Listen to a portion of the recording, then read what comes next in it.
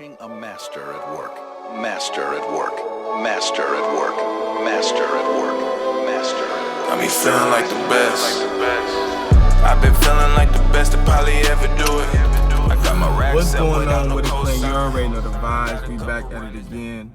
Once again with another vlog / today I'm gonna be sharing what inspired me to start making music, man, and what led up to that point for me to be able to even do it and invest financial wise. And I want to show some of the equipment I use at this point, some of the things I invested in to get my music sounding the way it sounds. So hopefully at the end of this video, I inspire somebody or I teach somebody something, and I could be more transparent with you guys as y'all build with me through this journey. Okay. So let's backtrack. December 2010, I was released from prison. I lost everything. My credit was messed up.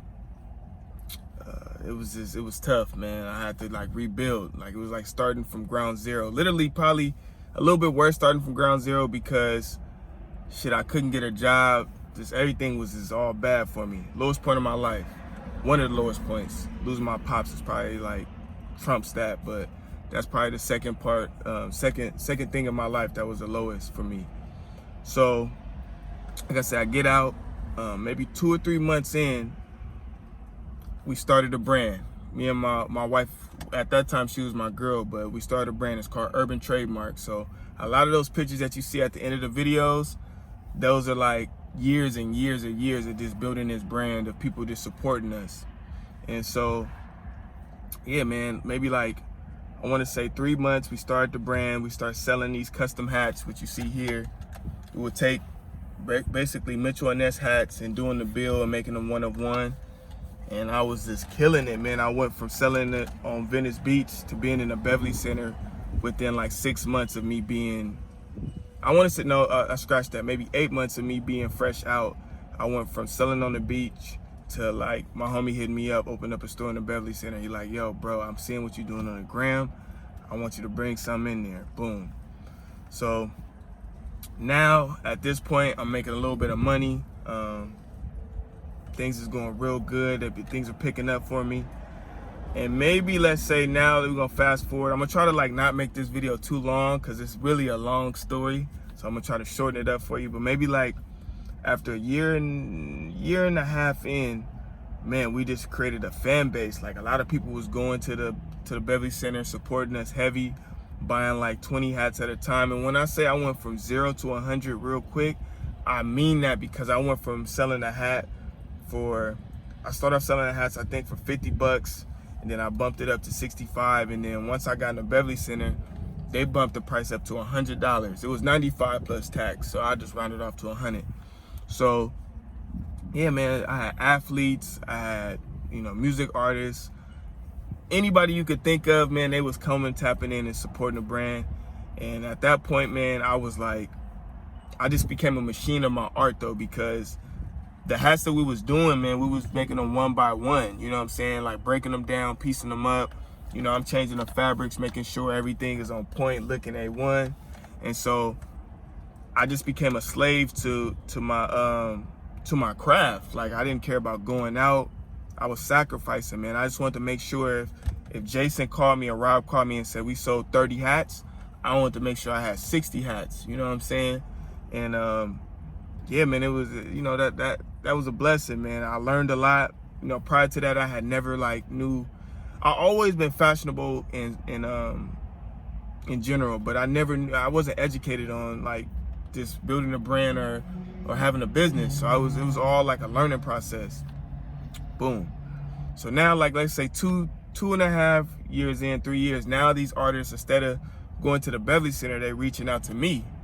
And when they're reaching out to me, they're like, yo, you know what I'm saying? I found your brand, such and such. I seen your label in the hat or in the Go band. I want you to pull up, man. I want you to make me something personally.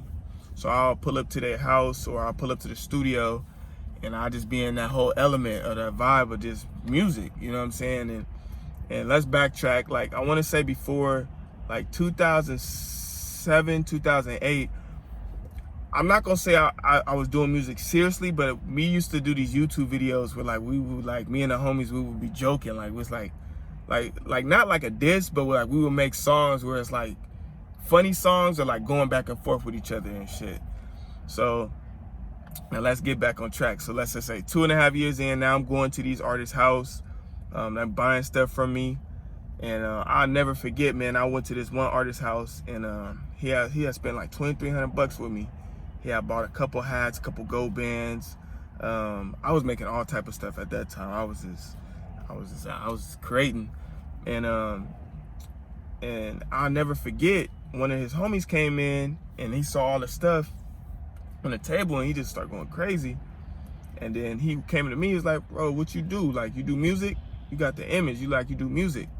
And I'm like, nah, bro, I'm just a designer. Like, that's all my stuff right there. He's like, oh, that shit fire, bro. That shit hard. And so when I left there, it just was like, I don't know, man. I just got this feeling like, man, you know what? I want to be equipped and ready if I do get the opportunity. If somebody be like, you know, like, man, come hop in the booth or get on this song. I want to be ready for the moment. So I left there, and I never forget, man. I went to Best Buy.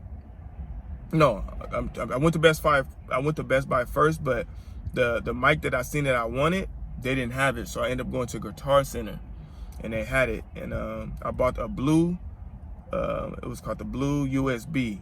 It was like, I think it was like the time like $300 or $299. I don't know. I'm gonna post a picture here because I took a picture of that moment.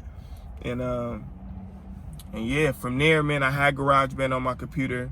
So I bought the USB interface, or the USB mic, and I plugged it into the GarageBand. And I called the homie Kev. I'm like, bro, man, I think I'm about to start tapping into this music. Like, you know, what's up? So he pulled up. And then, yeah, man, at that point, man, I'm just kind of learning the process. But I didn't really know too much. I was just kind of having fun with it, even though I knew I wanted to take it serious. And so from there, you know, I'm building. Now, fast forward, like maybe 3.5 years in, 4 years into me being out, this dude named Kai, he was buying hats from me online. He stayed in Mississippi at the time. I think he's from Mississippi. Yeah, he stayed at Mississippi for a time, and he flew out here, and he was coming out here to pursue music. So so he came out here, and then he like, what's up, bro? I be seeing on your gram you be doing music now. What's up? So I'm like, yeah, you know, I'm cool. You know what I'm saying? I'm learning at this point. And I seen like he had everything. Like he had all the right equipment. Yeah, I feel like to like really, it just looked legit. I don't know. My shit looked cool. But after looking at his shit, I'm like, nah, man, like this, I'm kind of learning. I'm like, you know, before that, I didn't really know too much what to buy or I didn't know about an interface. I didn't know about like recording in Logic or recording in Pro Tools. I'm just kind of like soaking it up, like learning. So, all right, now at this point, we making little songs here and there. And then one of his homies, I think, was signed because he was like, yo, bro, we going to Atlantic later on. I want you to pull up. They've been seeing the bands I'm wearing. Everybody want to see it in person. And I think a couple people already know about you. I'm like, all right, bet. So we go to Atlantic that night. And we go to Atlantic. Bro, I walk in. And it's crazy because like whenever I walk in, like with my bag is like, how can I explain it? Like whenever I walk in with all my like merchandise, it automatically is a conversation started. It opens it up for me because my art just kind of speaks for itself. So I walk in and we go into the main room at Atlantic, and it's mad people in there. And as soon as I went in there, like everybody looking like, oh bro, that's the UrbanTrademark nigga. Let me see what you got, whoop de whoop. And then the one dude come out, I guess he was a A&R at the time, but I don't know if he still is. And he's like, bro, you ever thought about doing music? And I was like, yeah, I've been doing it a little bit here and there. That's kind of like how I met Kai. You know what I'm saying? Whoop de whoop. You know, we've been building, making music. He was like, bro, you got the image. Like, you got it. Like, you look like a rapper. You look like an artist. And I'm like, yeah. I'm like, man, thank you. So he like, man, you know, let me know, man, if you really want to, like, take it seriously, I can help you out with the whoop. So at that point, I'm like, nah, bro. This is the second time people saying I got the image. You know what I'm saying? I'm about to really, really, like, go ham. Like, I'm about to, like, really start investing. Like, I made a minor investment in the beginning by buying that mic, but after that, I'm like, nah, bro. I'm about to really, like, go get the real interface. I'm about to really go get some dope speakers. I think at the time I had some KRKs, which was cool, but I'm like, nah, bro. It's time to level up. And so, yeah, man, I kind of started investing. And then I met this dude named Sean, and he's an engineer. And that's when I really start getting educated on music, on like the sound and like the more technical part of it. You know what I'm saying? Because it's one thing to create and have fun with something, but it's another thing to kind of like compete. You know what I'm saying? When I say compete, it's like putting out quality product. And I was doing that with my clothing, but with the music, you know, recording GarageBand and this and that, I wasn't really, I'm not saying you can't make a hit out of GarageBand. I don't want y'all to like think that. But I just knew, like, based off what I was seeing and being in Atlantic and seeing how shit was sounding, I'm like, nah, bro, I'm not competing. I gotta really invest. And so, yeah, man, I start investing more, buying more pieces to the equation. And the next thing you know, man, like, I met this dude named Sean. He started educating me, telling me how to, you know, basically to get this, get that. And I start buying those little plugins and stuff like that. And yeah, man, it's kind of like, it's one of those things that it's just like a learning process. And, you know, I say that to say, like, man, we all got to start from somewhere, you know what I'm saying? But in life, it's all about progress. It's all about evaluating, you know what I'm saying? Like, once you get this and you've been using this for X amount of time, what is going to get you to the next level? And that's what all I kept doing was evaluating. Like, okay, I've been doing good at this point, but now, you know what I'm saying, if I get this, I know this is going to level me up, you know? And yeah, man, fast forward now, you know, I'm starting to see, oh, no, but I do want to say this. Now, I do got to let y'all know this. So Sean, the dude Sean I met, I'm invested, man, because when I met Sean, man, I started recording in the studios. Like, I started booking time. And so one thing about music, man, you going to invest a lot of money until you start seeing results. I mean, you can't be that one dude that record that hit straight off the bat, but a lot of times you're going to be investing a lot of money. So like Sean, for example, he's worth every dollar, but dog, I spent like probably like with Sean in the course of like 3.5 years so far, 4 years, I probably done put like 17 to 15 racks in Sean pocket. I'm talking about from projects to like doing other projects with homies. And so you have to pay for experience sometime. You know, me sitting back, learning it, just know, like, don't be scared to invest, because I'm here to let you know, man, the last 6 months, because of you guys, my Spotify has been growing rapidly. And all that money and all those sacrifices, all those late night sessions in the stew, they all starting to pay off, man. And I want to let y'all know, like, you just got to step out on faith, man. You got to believe. You know what I'm saying? Sometimes, you know, a lot. What was crazy to me, though, is that I didn't have a job. I ain't had a job since I've been out of prison. So I was taking my clothing money and stretching it and putting it into music. And, you know, it got towards like, you know, like maybe a year ago, it was like, damn, like, I started to see like, dang, well, not necessarily lacking, but I was putting less money in my clothing and put more money in the music, and things got tighter for me, because I'm like, I don't know, I just felt like, damn, got like, real tight. But, you know, nonetheless, like I said, that go back to what I'm telling y'all, like, that's just stepping out on faith, like, you know what I'm saying? And I can honestly say now, I'm so grateful and happy of those decisions I made, because now I'm still doing what I love to do, and I created another source of income, you know what I'm saying? And man, like, you know, I want to share this with y'all, because a lot of times, like, when we taking these risks and we doing what we do, we got to go through every process. Like Nip said, man, I done been through every emotion. That's a fact, bro. Like, it's been times where I be like, damn, like, I should go back just doing the fashion shit full-fledged, because, like, that's full-on money for me. Like, I could do that with my eyes closed. I could make money off doing clothing with my eyes closed. I'm at the point where I'm like, I feel like I'm a master at that. But nonetheless, I felt like the music was a challenge. And as a creative, man, one thing about real creatives, they love a challenge. I know me, I love a challenge. So, yeah, man, I'm like, you know, I had to figure out that balance. But now that I do got the balance, and now music is like paying for itself, and I'm getting a little bit of income from there, I'm grateful for that sacrifice, man. And like I said, I want to share that with y'all. And I want to share some of the equipment that I use now, because I do still go to Sean and book with Sean, because that's a friend at this point. Like, that's not even like on no engineer type vibes. That's like, it's my homie. But I do record at home. You know, a lot of times when you catch those vibes at that moment, man, you got to catch them. You got to get them laid on the Logic or the Pro Tools or whatever you're working with, man. You want to catch that moment and that vibe. So I do record at home. So I am going to show you at the end of this video some of the equipment I use. And yeah, man, I mean, you know, at the end of the day, man, if you watch this video, just know, man, step out on faith. Just do it. You know, and everything's about balance. You know what I'm saying? In the beginning, you might not have the most money in the world, but you got to use your resources that's around you, whether it's a homie that record or whether like you got to, you know, sacrifice and get another job to buy that mic or that interface. Do whatever it takes to build, and just kind of like see the end goal before you get to the end goal. Like, my end goal was not to be famous off music. My end goal was to have fun with music, and then eventually ROI, return on investment.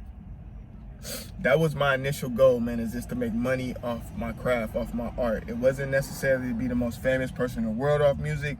It was just about making things that I love to make and making money off of it. You know what I'm saying? So I could live off my art. And at this point, thanks to you guys, I'm doing that. You know what I'm saying? I seen a couple of royalty checks this popped in on my TuneCore, and all I could do was smile. You know what I'm saying? Because I know from here at this point now, it's just gonna grow. Cause I done put in the time, and I done sacrificed. And so, yeah, man, I want to share that story with y'all, man. Cause I just believe like it's somebody that's gonna watch this video that's going, you know what I'm saying, gotta take that step, man. And once you take it, you gonna feel good, because you gonna know you following your heart. You know what I'm saying? I'm about to head to the house. I'm gonna show y'all some of my equipment that I use, some of the plugins, you know, and there you have it, man. It's the clan, it's the gang. Make sure you hit that subscribe button. Make sure you turn on your post notifications. Make sure you share this video, man, whether it's somebody that needs to hear this story or just share it in general, man, just cause off the love, man. We trying to build. Make sure you tap into my Spotify, man. Run them numbers up for me, man. You know what I'm saying? The more success I get, the more I can share with you guys. And I'm with it. I'm with that. So like I was saying, I want to share with you guys some of the equipment that I use at this very moment, some of the upgrades I have made since we first started. So the first things first is this desktop. We definitely upgraded to a newer iMac for the house. The old one was just getting real slow. There was a lot of songs on there, so we had to upgrade from that. And then secondly, we no longer use GarageBand. We are using Logic. And for me, Logic works very, very well for me. I know the industry standard is Pro Tools, but for me, a lot of times the songs that I make here is not even going to be the end goal. What I do is I track out all the tracks, the stems, and I send them to Sean, and he goes over them and does a mix and a master over the song. So for me, you know, just laying the track, this works out for me. And it's just like Android and iPhones. It's like your preference, whatever you like, you know. And then we have these IFCUs that were sent to us for a YouTube reaction. They sent us 2. And so, man, shout out to them, because at night this creates the vibes. Colors always stimulate your mind when you're creating. So these were a good look. We're gonna leave in the bio the link to purchase. And then we have the MPK MIDI. We use this to kind of like make beats, or, you know, just create sounds in between a vocal. It's just good to have, man. Just another piece in your equipment set to have. You know, I might have a producer come over and he might want to make a beat on the spot. So this is a good look. And then for our interface, we're using a Focusrite. Definitely gets the job done, but the next upgrade will be an Apollo. But for right now, this is definitely doing what it needs to do. And to get a lot of the sound around the mic, we're using this Altron. This is something like the Chaotica ball, but it's like, I guess, an off-brand, but it gets the job done. I don't know. For me, I've been using it, like 1.5 years, 2 years now. And yeah, it works out, man. So if you're trying to isolate a lot of the dead sound, this is a good look. And this mic right here is an Astro Origin. When this mic first came out, the guy at Guitar Center was telling me that this mic is going to compete with a lot of the newer mics out. And So yeah, we went ahead and pulled the trigger, and thus far, I like the way it sounds. Every mic is gonna give your vocal a different sound. So you really just chasing the sound that you kind of like trying to curate. And for me, when I brought it home and I used it, you know, it was like, man, you get a 30-day return. If you don't like it, bring it back.